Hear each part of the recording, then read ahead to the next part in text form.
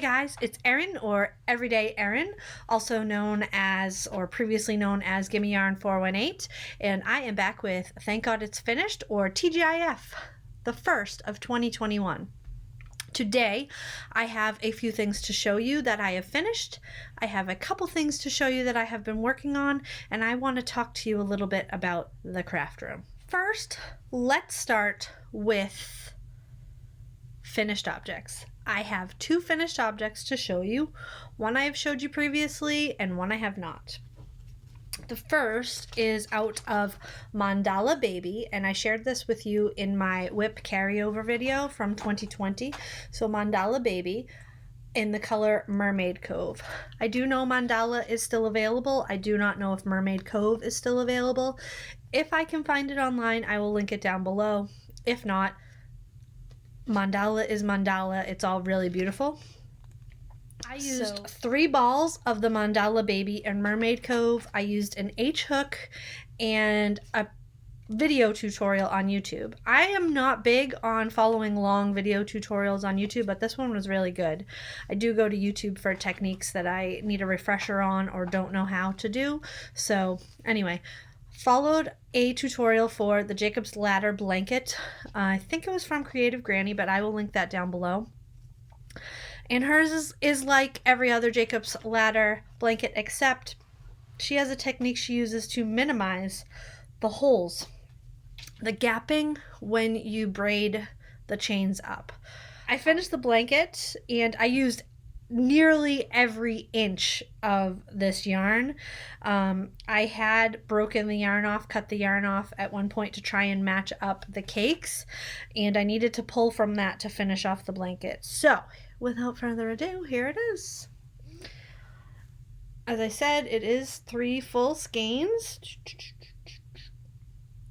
and I do love the colors. I think the name is very fitting.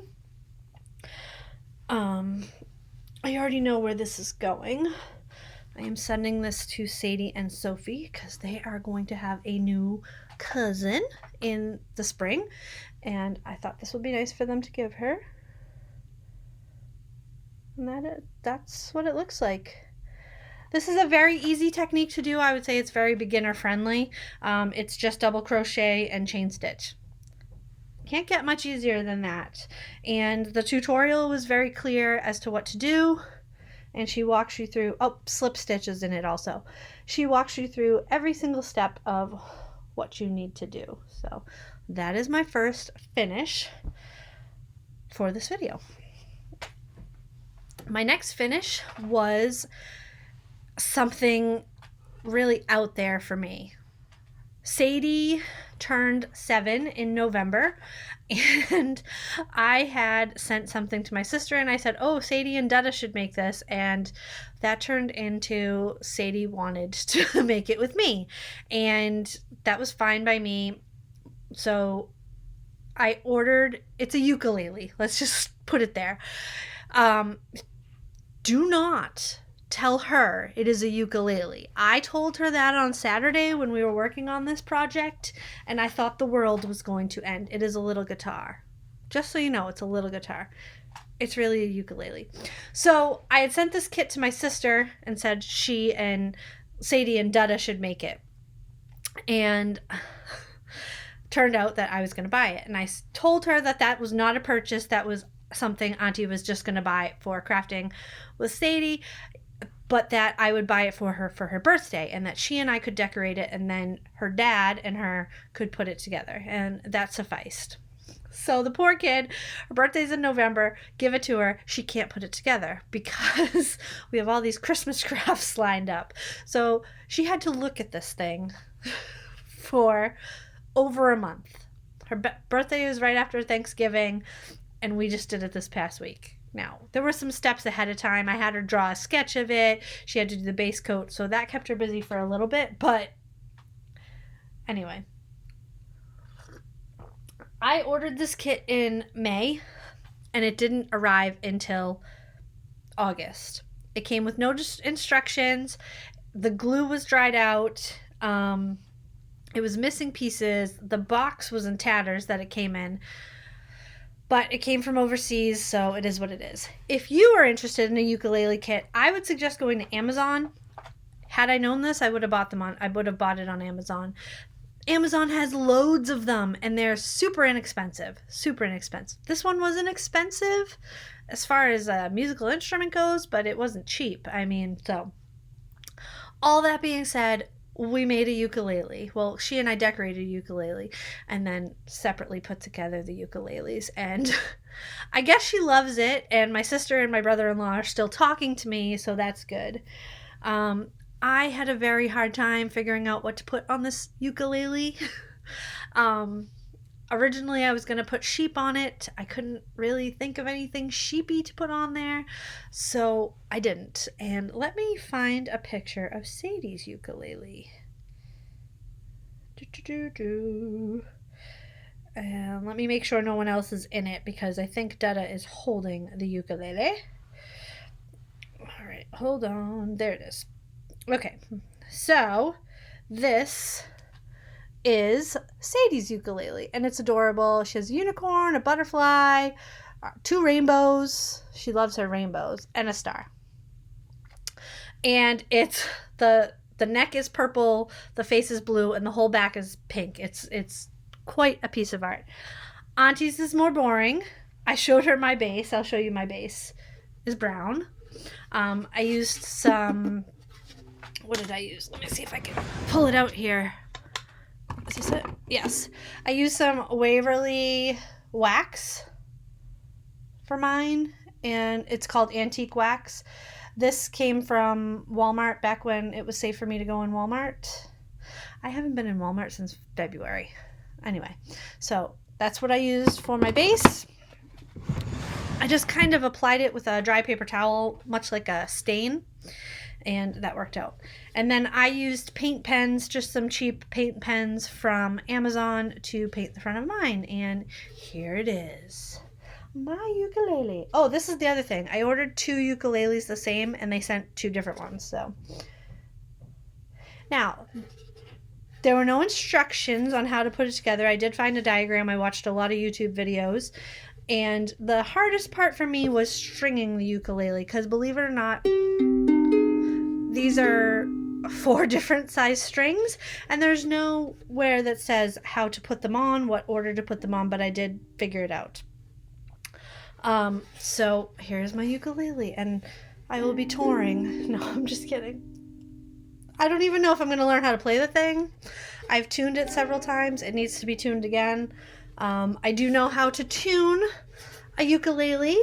I was in band in high school. I played clarinet, and so I know the basics of tuning, and this is not in tune at all. And I guess my sister said that Sadie's sounds horrible. So I asked how he strung the ukulele, but she didn't know. So I'm going to guess it's probably not strung correctly, for no other reason than I couldn't find anything on the site for this company that said about stringing it, and it's very difficult to tell the difference in the strings. So these outer strings are the thinnest strings. This one is the next thickest, and this is the thickest. And let me tell you, it's really hard to tell which is which. So all the YouTube videos I watched said if you're going to really play this, to buy some better strings. So if she decides she wants to take up the ukulele and hit the road on tour, Auntie will buy her some better strings. But first she needs to learn how to play a song. And I heard that she shared it at Show and Tell on her Zoom school yesterday. So it was a win. That is all I have finished, but I do have 2 whips that I worked on since I spoke to you last. The first I told you about, that I was going to start on Inauguration Day, and I sure did. And that is, hold on, wait for it. Oh, not cooperating here, iPad. That is One Nation from Bygone Stitches. This is a big thing. And it's going to take a long time, and that's okay. I don't care. It'll take as long as it takes. I am doing this on 18 count vintage country mocha Ada, and I am just using some DMC red, white, and blue. Red, white, and ecru, actually, for mine. So this is as far as I got. I've worked on it 2 days. I did the majority of it on Inauguration Day, and the rest I did last night when I came downstairs for a while. And I am loving it. It's a fun project to work on. I was working on this while watching TV last night because I don't really have to look up and down from the pattern, which was uber appreciated. This is the end of page 1. This is not. It has more to go down, and there are 8 pages. So tonight I think I'm going to start filling in these ecru stars, and we'll go from there. I'm not sure if I mentioned it in this version of TGIF or in the one that got eaten by my computer, but I'm really working on using up some of my older yarns. I have this yarn I'm about to show you in my next whip, and I have a couple more blankets worth of mandala, and I have a few odd skeins of I love this yarn that I bought for projects that I don't quite remember what they're for, so I'm trying to use that stuff up. Anyway, I mentioned in my plans video, and this is all Crafty Jen's fault, I already told her that I was considering starting the habitation blanket, and I did. But I did not start mine in fingering weight yarn. I decided to rein myself in a little bit and use this as a way to continue to use up some yarns. So I am knitting it. I have 4 skeins of Karen cakes, and this color is Lavender Cake. Really pretty, muted purple, green, gray, and a cream. And the habitation throw is a square throw, and I'm hoping to make it more of a rectangle. We'll see if it works. It all is going to be dependent on how much yarn I have. So I started this yesterday, and I'm about halfway through the first skein, and this is what I've got. Hold on. There we go. There's the bottom. And how wide is this so far? I don't know what that was. That's how I measure how I'm going to start my cast on my socks, but I don't know what that measurement is. I'm 5'1", so 48 plus 6, it's like 2.5 feet. I don't know, 2.5 feet wide so far. Oh my God, sometimes I concern myself. And this is a nice, mindless project. I can literally just sit there and knit and knit and knit and knit and knit, and every once in a while I do a yarn over. And I love it. I highly recommend so far.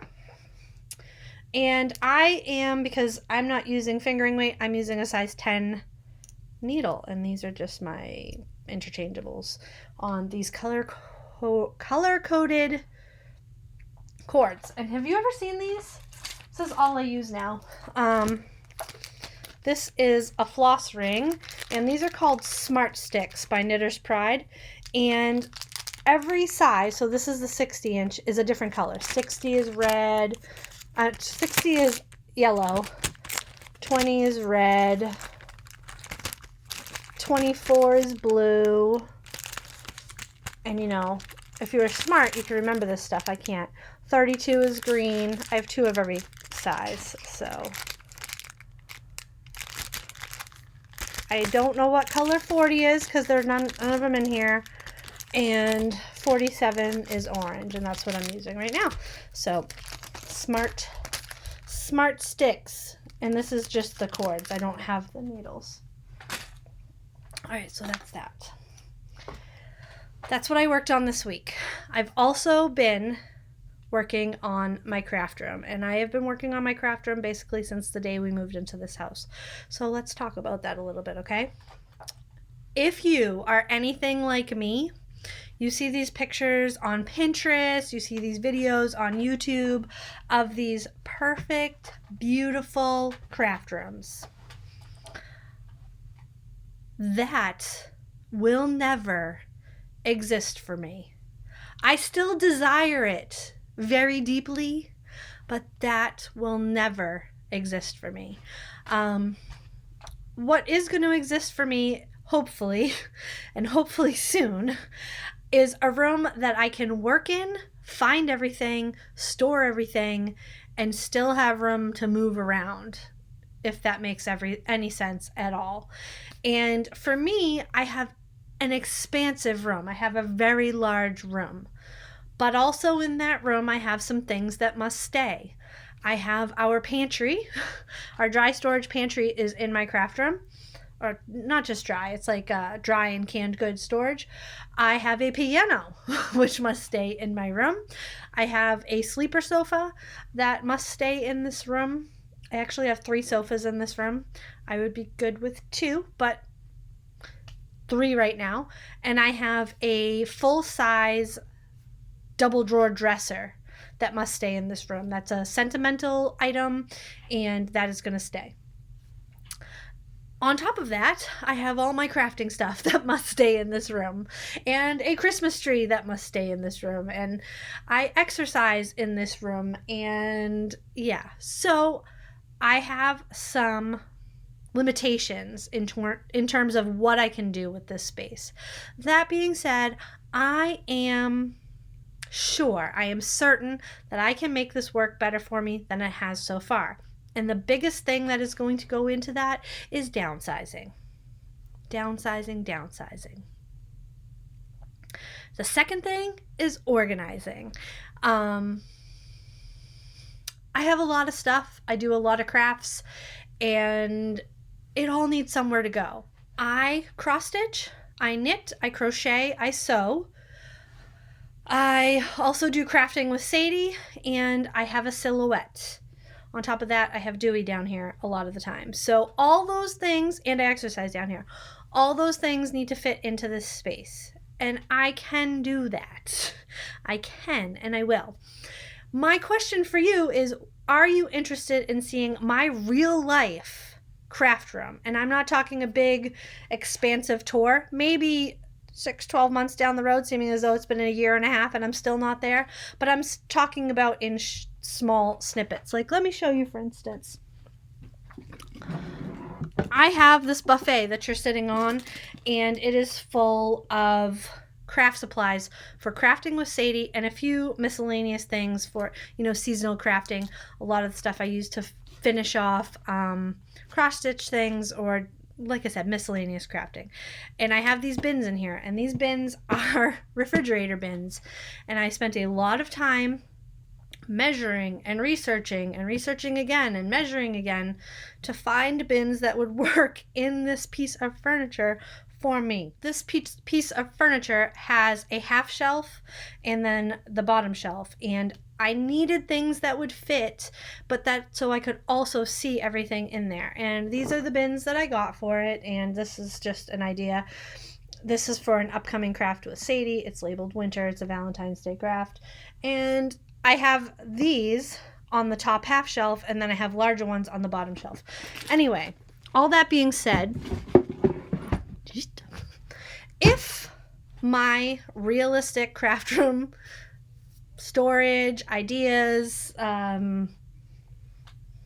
don't know what to say, stations, they're not really stations. If you would like to see how I am storing crafts in certain rooms of my craft room, let me know, because I will share those things with you. I will share with you the storage pieces that I have and how I am attempting to make them work for me.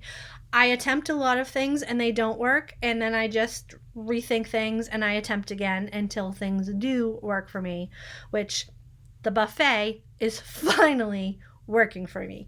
Other parts of the room are not working for me.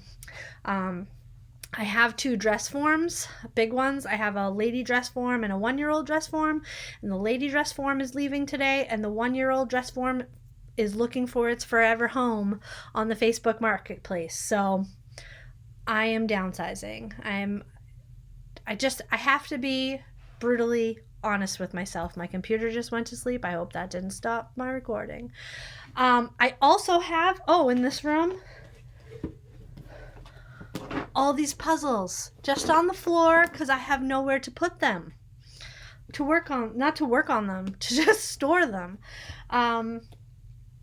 It used to be that I would do a puzzle one time and then I would get rid of it. And then the pandemic hit and puzzles were very hard to find for a while. So I am very reluctant to get rid of any of my puzzles. And I have a lot of puzzles. A lot of puzzles. If you'd be interested in seeing my puzzle stash, let me know. All right. I think that is all I have for today. Tell me down below, what is your best craft storage solution that you have come up with? I would love to hear, bounce ideas off of each other and learn from each other. Leave that down below. If you like this video, please give it a thumbs up. If you want to see more of this, I invite you to subscribe and comment down below. As soon as I finish this video, I am going to edit it and then go back and answer comments from the last 2 videos, and then I'm going to deliver my mannequin. So that is all I have for today. I hope you guys are doing really well, and I'll talk to you soon. All right, bye-bye.